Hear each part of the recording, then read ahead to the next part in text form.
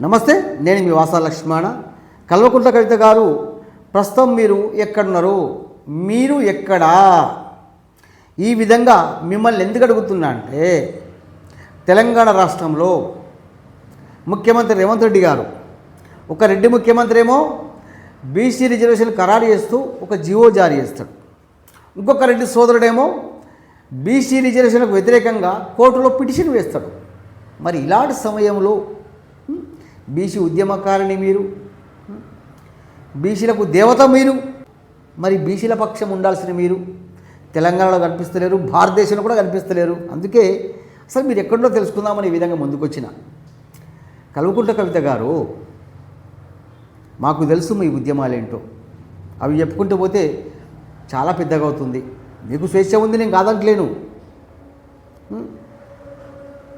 బీసీల కోసం కొట్లాడింది నేనే. రేపు వస్తారు ఇక, రేపు వచ్చి ఈ స్థానిక సంస్థల ఎన్నికలు వచ్చి ఇవన్నీ కూడా నేనే ఇప్పించినాయని చెప్పి మళ్ళీ ఆ బొట్టియాలు కూడా పండుగ చేసుకుంటారు. కల్వకుంట్ల కవిత గారు, మేము మీ గురించి తక్కువ చేసి మాట్లాడాలని లేదు, కానీ మీ గురించి మాట్లాడమంటే మా సమయమంతా వృధానే. బీసీ సోదరులారా, కల్వకుంట్ల కవిత కోసం పోతున్న ఓ బీసీ సోదరులారా, ఒక్కసారి ఆలోచించండి. బీసీలకు ఇంత ఇబ్బంది జరుగుతున్నప్పుడు బీసీలకు అందుబాటులో ఉండాల్సిన బాధ్యత కల్వకుంట్ల కవిత గారు లేదా?